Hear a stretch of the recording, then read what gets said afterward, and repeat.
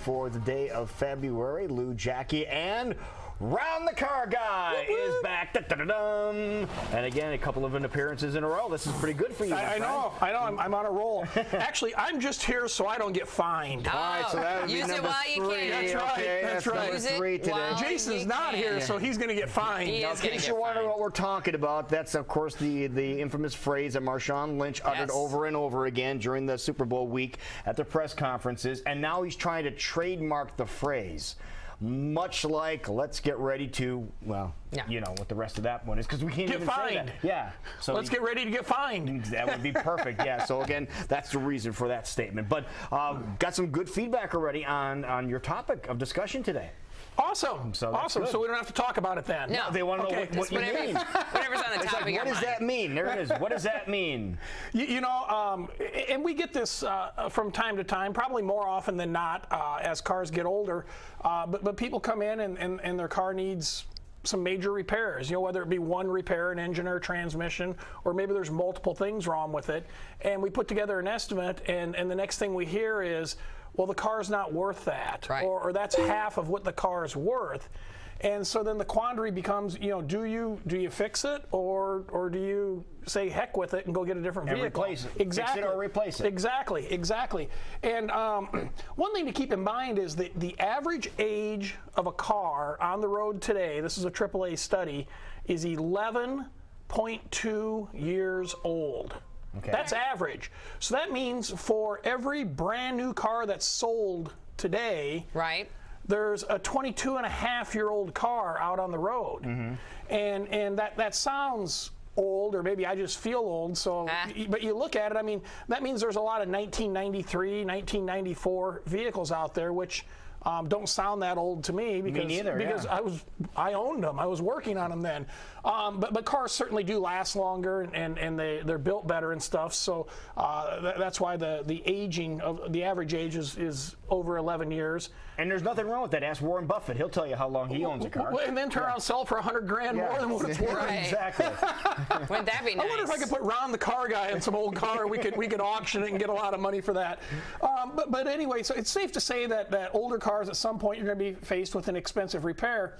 And it's all in the mindset. It's how you have to look at it. So let's say you have that vehicle that's worth maybe $6,000 or $7,000, $8,000, whatever the number is, and it needs $3,000 worth of work, which wouldn't be Out of the question. No, not at all.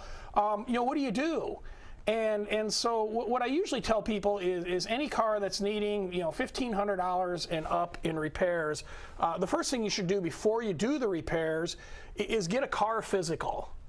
Every spring I go to my doctor and I get a Ron physical. And the reason you do that is you're looking for trouble. They do blood tests and all the other tests and stuff they do on you, and they're looking to head something off at the past to make sure you stay healthy.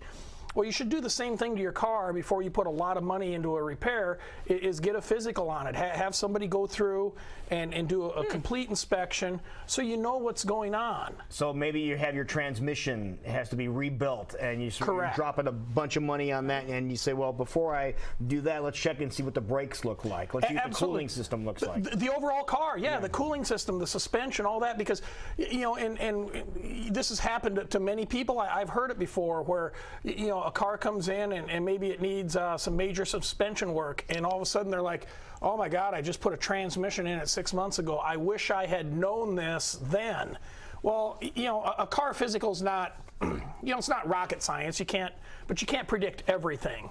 But you can certainly, predict a lot of things on a vehicle. So you might not find everything that could go wrong. A fuel pump can just fail out of the blue. You're not technically going to see that on a car physical, but you can look at what's going to happen to that car over the next 6 to 12 months and kind of put together a game plan. So and I'm not talking, when I talk about a car physical, I'm not talking like a 28 or 30 point inspection that happens when you get your oil changed. I'm talking about a certified technician doing 150, 200 point. That's going to take a while. Exactly. It's not going into the doctor when you have a cold and they weigh you, take your temperature, and give you a Z-Pack. How long would one of these usually take? Would it be a half a day procedure? Or? It's 2 to 3 hours. 3 hours? Yeah, Okay. and we do the same thing. We call it a car physical. We do the same thing if somebody's looking at buying a pre-owned car. we'll go through and spend a lot of time, checking it out. About how much does something like that cost?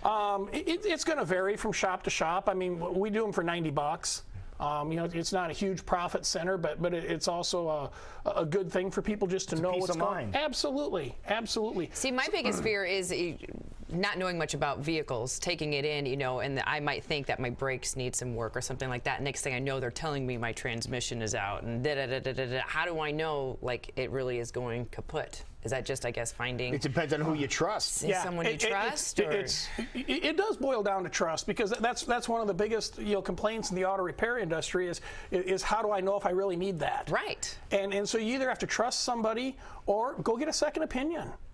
See if they jive. Absolutely. You do that when you have a major medical issue on you. True. I mean, that's not unusual to go get a second opinion. And once again, it's not insulting to go get a second opinion. No, heavens no. Heavens no. Maybe somebody has a different option or something as to how to fix it, or maybe the first people are wrong, or maybe the second people are wrong. I mean, gather some information. It's your car and it's your money, so you're certainly entitled to that. Yeah, that's not insulting at all. I don't find it insulting.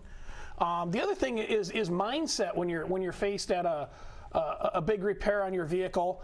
If you're sitting there, let's say you've got a $7,000 car and it needs $2,500 worth of work. You're like, oh my God, do I put that kind of money into a $7,000 car? You got to switch your mindset. First off, you don't have a $7,000 car because it's broken.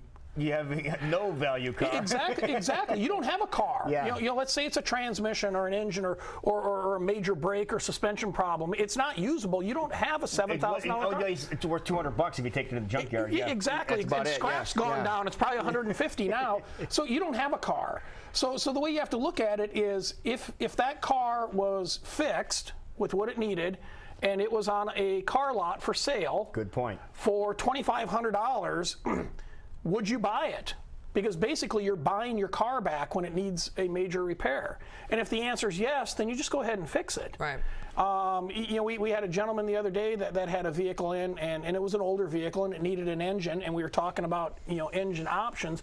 And of course an option is to try to find a good low mileage used engine. And he goes, I don't know if I want to buy a used engine. Maybe I'll just go buy a different car. And I said, well, you're going to buy a new car or a used car? And he goes, well, I'll buy something pre-owned. And I said, well, then you're buying a used engine. Good point. Because that's what's in there.